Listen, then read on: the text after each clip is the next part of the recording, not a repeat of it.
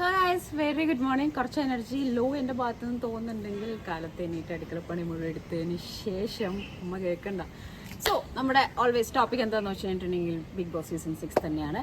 അപ്പം ഇന്നലത്തെ ഒരൊറ്റ ടാസ്കോട് കൂടിയിട്ട് 2 ഫ്രണ്ട്ഷിപ്പ് അല്ലെങ്കിൽ ഗ്രൂപ്പ് പൊട്ടിക്കുക, ഗ്രൂപ്പ് ചേർക്കുക, ഇതാണ് ബിഗ് ബോസിന്റെ മെയിൻ ഹൈലൈറ്റ്. ബിഗ് ബോസ് തീരുമാനിക്കും എവിടെ ഫ്രണ്ട്ഷിപ്പ് ഉണ്ടാവണം, എവിടെ പൊട്ടിത്തെറിക്കണം എന്നൊക്കെ ബിഗ് ബോസ് തന്നെയാണ് തീരുമാനിക്കുക. സോ നമ്മുടെ ക്യാപ്റ്റൻസി ടാസ്കിൽ വന്നിട്ട് റോക്കിയും സിജോ ആയിട്ട് ഒരു കോർക്ക് വലി ഉണ്ടായിരുന്നു. കാരണം തോൽവി സമ്മതിച്ചിട്ടും പിന്നെയും ഇങ്ങനെ പ്രൊവോക്ക് ചെയ്യുന്നത് ആൾ മനസ്സിൽ നിന്ന് വിട്ടിട്ടുണ്ടായിരുന്നില്ല. ആൻഡ് ഈ ഒരു കോൺവെർസേഷൻ ആൾ മനസ്സിൽ വെച്ചിട്ടുണ്ട് എന്നുള്ളത് ഈ ഒരു ടാസ്ക്, അതായത് ഇന്നലത്തെ ടാസ്ക് വന്നതിന് ശേഷമാണ് മനസ്സിലായത്. അപ്പോൾ മുടിയനോട് ഇങ്ങനെ പറയുന്നുണ്ടായിരുന്നു, ലൈക്ക് ഈ ഒരു കാര്യം അത് എൻ്റെ മനസ്സിൽ നിന്ന് പോയിട്ടില്ല, അപ്പോൾ അതിനുള്ള നാളെ ഞാൻ അവനുള്ള കൊടുക്കും എന്നുള്ള രീതിയിലൊരു സംസാരം അവിടെ വന്നിട്ടുണ്ടായിരുന്നു. സിജോനെ സംബന്ധിച്ചിടത്തോളം ഞാൻ സപ്പോർട്ട് ചെയ്യുന്ന വ്യക്തിയാണ്, ഇപ്പോഴും ഞാൻ എല്ലാവരെയും സപ്പോർട്ട് ചെയ്യുന്നുണ്ട്. പക്ഷേ ആരെ സപ്പോർട്ട് ചെയ്താലും തെറ്റ് തന്നെയാണല്ലോ. ആളെ നിങ്ങൾക്ക് എല്ലാവർക്കും അറിയാതിരിക്കാം, ഒരു സീസണിലെ ഒരാളായിട്ട് ആവാൻ വളരെ ശ്രമിക്കുന്നുണ്ട്. എനിക്ക് ആ പേരെടുത്തിടാൻ തീരെ താല്പര്യമില്ല. അപ്പോൾ ആ ആൾ ആ ഒരു രീതിയിലോട്ട് സംസാരം, അവരുടെ ബോഡി ലാംഗ്വേജും കാര്യങ്ങളൊക്കെ വരുന്നുണ്ട്. എന്ത് തന്നെയാണെങ്കിലും ഇവർ തമ്മിൽ നല്ല രീതിയിലൊരു കോർക്ക് സംഭവം നന്നായിട്ട് അടിച്ച് പിരിഞ്ഞിട്ടുണ്ട്. ആ ഒരു ട്രസ്റ്റ് ബ്രേക്ക് ചെയ്യുകയും നല്ല രീതിയിലൊരു ഫയറാണ് അവിടെ ഫോം ആയിരിക്കുന്നത്.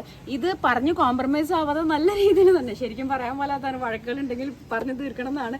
പക്ഷെ ഇത് ബിഗ് ബോസ് ആണല്ലോ, ഇവിടെ ഇങ്ങനെയാണല്ലോ, ആളുകൾക്ക് ഇതാണല്ലോ വേണ്ടതും, പിന്നെ അതിൻ്റെ ഉള്ളിൽ വേണ്ടതും കണ്ടന്റ് ആണല്ലോ. സോ ഇന്നലെ പറയുന്നുണ്ടായിരുന്നു, നമ്മുടെ മുടിയൻ പറയുന്നുണ്ടായിരുന്നു, സിജോ എന്ന് പറയുന്ന വ്യക്തി നമ്മുടെ രതീഷിന്റെ കാര്യം ഞാൻ പിന്നെ പറയാം. രതീഷിനോട് മാത്രമേ സംസാരിക്കുന്നുള്ളൂ, ബിക്കോസ് ആളൊരു എന്താ പറയുക, എൻ്റെ ഭാഷയിൽ പറഞ്ഞാൽ വേട്ടാവളിയൻ, ഇങ്ങനെ വിളകളാൻ സംസാരിച്ചുകൊണ്ട് രതീഷിനോട് മാത്രമേ മെക്കിട്ട് കയറുന്നുള്ളൂ. ജാസ്മിനെ പേടിയാണ്, ജാസ്മിനൊക്കെ തിരിച്ച് കൗണ്ടർ കൊടുക്കുന്നുണ്ട്, ജാസ്മിനെ പേടിയാന്ന് പറയുന്നുണ്ട്.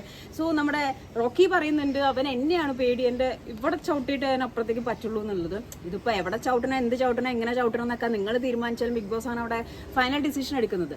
അപ്പോൾ ട്രസ്റ്റ് ബ്രേക്കായി അവന് എൻ്റെ അടുത്ത് വന്ന് സംസാരിക്കാനുള്ള ധൈര്യമില്ല എന്നൊക്കെയാണ് പറയുന്നത്. അങ്ങനെ ഒരു ധൈര്യമില്ലായ്മ അല്ലെങ്കിൽ ഒരു ഇമേജ് കോൺഷ്യസ് ഒക്കെ വെച്ചിട്ട് അതിൻ്റെ ഉള്ളിൽ പോവുകയാണെന്നുണ്ടെങ്കിൽ പതറും. ആൻഡ് സെക്കൻഡ് തിങ്, കുറച്ച് ദിവസങ്ങളായി തുടങ്ങി എല്ലാവരും ക്യാരക്ടേഴ്സ് പുറത്തേക്ക് വരാൻ തുടങ്ങി. ആ ഒരു ഫേക്ക് ക്യാരക്ടർ മാറി ശരിക്കുള്ള ക്യാരക്ടർ പുറത്തേക്ക് വരാൻ തുടങ്ങി. സോ ആകെ മൊത്തം ടോട്ടലി ഇതാണ് ബിഗ് ബോസ്. ഒരൊറ്റ ടാസ്കോട് കൂടിയിട്ട് മേ ബി ഇനി അടുത്ത ടാസ്കിൽ അവർ ഫ്രണ്ട്സ് ആയിരിക്കും. കാരണം വഴക്കിട്ട് ഇരിക്കുന്ന ആൾക്കാർ ഏതൊക്കെയാണെന്ന് മനസ്സിലായിട്ട് നെക്സ്റ്റ് ഇതിലേക്ക് ചിലപ്പോൾ ഗ്രൂപ്പായിട്ട് ഇവരെ ആയിരിക്കും ബിഗ് ബോസ് തീരുമാനിക്കുന്നുണ്ടാവുക. സോ ഇന്നലത്തെ ഒരൊറ്റ ടാസ്കോട് കൂടി ചെറിയൊരു നല്ല രീതിയിലുള്ള ഫ്രണ്ട്ഷിപ്പ് പൊളിഞ്ഞിട്ടുണ്ട്. സിജോന്റെ ക്യാരക്ടറും റോക്കിയുടെ ക്യാരക്ടറും ഏകമൊത്തം പുറത്തേക്ക്. ഇപ്പോൾ സിജോ ഈ പറഞ്ഞ മാതിരി മേ ബി ആ ആളെ ഇമിറ്റേറ്റ് ചെയ്യാൻ നോക്കുന്നതാണെങ്കിൽ സിജു അടപടലം 3G ആവും. Good vibes.